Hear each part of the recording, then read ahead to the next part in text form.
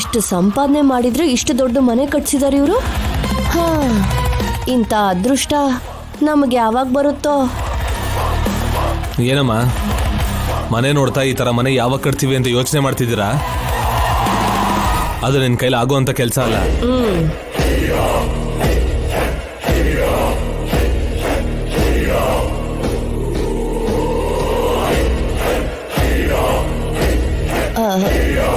ಅತ್ತಿಗೆ ಅಂತ ಕರಿಬೇಕಾ ಅಥವಾ ಭಯದಿಂದ ಮೇಡಮ್ ಅಂತ ಕರಿಬೇಕಾ?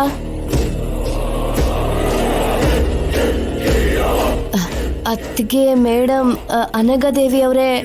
ಏನು ಪರವಾಗಿಲ್ಲ ಪಾರ್ವತಿ, ನೀನು ಅನಘ ಅಂತಾನೆ ಕರಿಬಹುದು. ಎಷ್ಟೇ ಬೇಡ ಅನ್ಕೊಂಡ್ರು ನಾವು ಸಂಬಂಧಿಕರೇ ಅಲ್ವಾ? ಹೌದೌದು ಅತ್ತಿಗೆ.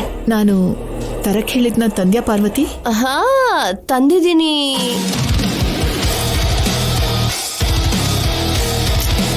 ಅದೆಲ್ಲ ಏನು ಪರವಾಗಿಲ್ಲ. ಅವನು ನಾನ್ ನಂಬಿರೋ ಹುಡುಗ. ನೀನು ನನ್ನ ಜೊತೆ ಮಾತಾಡಿದ್ರೆ ಅವನ ಜೊತೆ ಮಾತಾಡ್ದ ಹಾಗೆ. ಓ,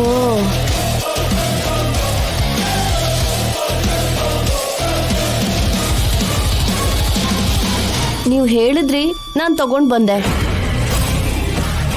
ಇಷ್ಟು ಬೇಗ ಈ ಕೆಲಸ ಆಗತ್ತೆ ಅಂತ ನಾನು ಅನ್ಕೊಂಡಿರ್ಲಿಲ್ಲ. ರಾತ್ರಿ ಈ ಡಾಕ್ಯುಮೆಂಟ್ಸ್ನೆಲ್ಲ ನಮ್ಮ ಭಾವನವ್ರ ರೂಮಿಂದ ತರೋಷ್ಟ್ರಲ್ಲಿ ಅಯ್ಯಯ್ಯೋ ಎಷ್ಟು ಪಾಡ್ಪಟ್ಟೆ ಅಂತ ನನಗೆ ಗೊತ್ತು. 2-3 ಸಲ ಅಂತೂ ನನ್ನ ಪ್ರಾಣನೇ ಮೇಲ್ ಹೋದಾಗಿತ್ತು ನನಗೆ. ಯಾರು ನೋಡ್ತಾರೋ ಗೊತ್ತಿಲ್ಲ, ನೋಡ್ಬಿಟ್ರೆ ಏನಾಗುತ್ತೋ ಅದು ಗೊತ್ತಿಲ್ಲ. ಅಬ್ಬಬ್ಬಾ, ಎಂತೆಂತ ಪಡಬಾರದ್ ಪಾಡೆಲ್ಲ ಪಟ್ಟು ನಾನು ಉಸಿರು ಬಿಗಿ ಹಿಡ್ಕೊಂಡು ಈ ಡಾಕ್ಯುಮೆಂಟ್ಸ್ ತಗೊಂಬಂದೆ. ಈ ವಿಷಯ ಎಲ್ಲೂ ಹೊರಗಡೆ ಬರಬಾರ್ದು ಅತ್ತಿಗೆ. ಆಗ್ಲೇ ನನ್ನ ಉಸಿರು ನನ್ನ ಶರೀರದಲ್ಲಿ ಇರುತ್ತೆ. ಇಲ್ಲಾಂದ್ರೆ ಆ ಮನೇಲಿ ಶ್ರದ್ಧಾಂಜಲಿ ಅನ್ನೋ ಫೋಟೋ ಫ್ರೇಮಲ್ಲಿ ನನ್ನ ಫೋಟೋ ಇರುತ್ತೆ. ನನ್ ಜೊತೆ ಕೈ ಜೋಡಿಸಿದ್ಯಾ ಅಲ್ವಾ, ನಿನ್ನ ಅದೃಷ್ಟ ಕುಲಾಯಿಸ್ದ ಹಾಗೆ. ಓಕೆ ಸರ್, ನಾನು ಈಗಲೇ ನೋಡಿ ಕಳಿಸ್ತೀನಿ ನಿಮಗೆ.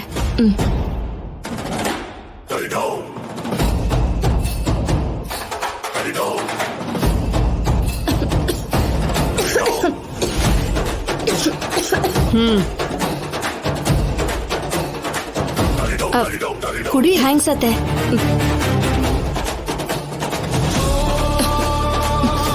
ಥ್ಯಾಂಕ್ಸ್ ಅತ್ತೆ. ನೀರಷ್ಟೇ ಸಾಕಾ ಇಲ್ಲ ಊಟನೂ ತಂದು ತಿನ್ನಿಸ್ಬೇಕಾ?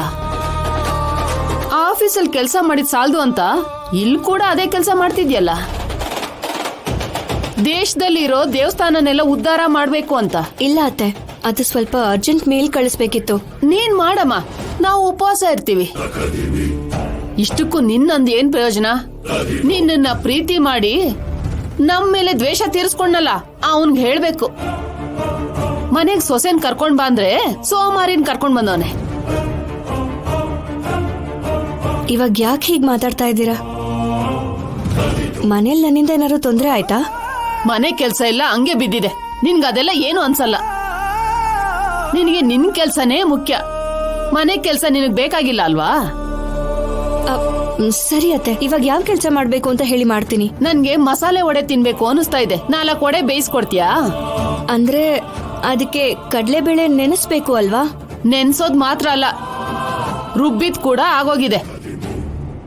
ನೀನ್ ಮಾಡ್ಲಿಲ್ಲ ಅಂದ್ ಮಾತ್ರಕ್ಕೆ ನಾವು ಮಾಡೋದ್ ತಪ್ಪಲ್ವಲ್ಲ. ರುಬ್ಬಿ ಕೈಯೆಲ್ಲ ಬಿದ್ದೋಗಿದೆ. ಏನ್ ಕರ್ಮನೋ, ಸೊಸೆ ಇದ್ರೂನು ಈ ವಯಸ್ಸಲ್ಲಿ ನನ್ಗೆ ಈ ಕಷ್ಟ. ಪಕ್ಕದ ಮನೆಯವರು, ಎದುರುಗಡೆ ಮನೆಯವರೆಲ್ಲ ನಾನು ನೋಡಿ ನಗ್ತಾ ಇದ್ದಾರೆ. ಕ್ಷಮಿಸ್ಬಿಡಿ ಅತ್ತೆ. ನೀವ್ ಕೂತ್ಕೊಳ್ಳಿ, ನಾನು 2 ನಿಮಿಷದಲ್ಲಿ ರೆಡಿ ಮಾಡಿ ನಿಮ್ಮನ್ನ ಕರಿತೀನಿ. ನೋಡ್ಕೊಂಡು ಕೆಲ್ಸ ಹೇಳ್ತಿದ್ದಾಗೆ ನಿನ್ ಮುಖ ಬಾಡೋದಂಗೆ ವಡೆನ ಸೀಸ್ಬೇಡ. ಅಯ್ಯೋ,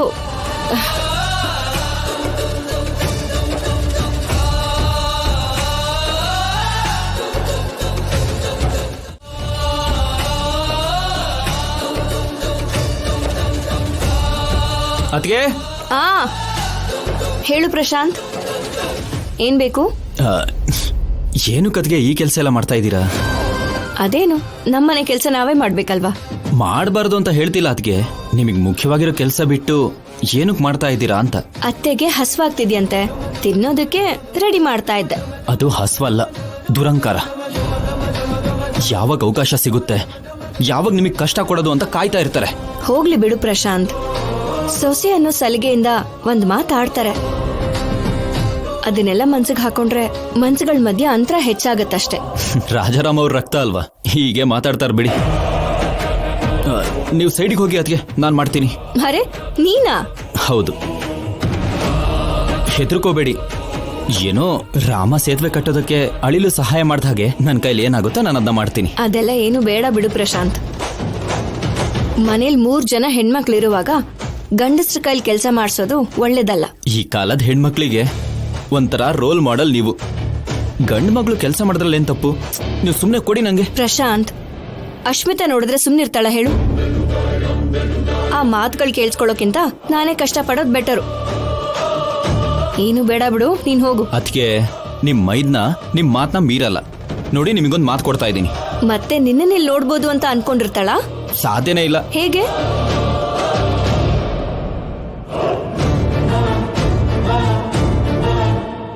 ಇದೇನು ಹೊರಟೆ ಹೋದ?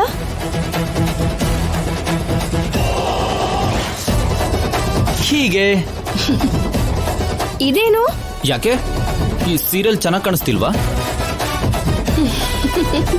ನಿಜ ಹೇಳ, ಅಶ್ಮಿತಾಗಿಂತ ನೀನೇ ಚೆನ್ನಾಗಿದ್ಯಾ ಅಲ್ವಾ? ಸರಿ, ನೀವು ಹೋಗಿ ಅದಕ್ಕೆ. ಇವಾಗಿಂದ ನಾನು ರಾಜಲಕ್ಷ್ಮಿ. ನೀವು ಹೋಗಿ ನಿಮ್ ಕೆಲಸ ನೋಡ್ಕೊಳ್ಳಿ. ಸರಿ.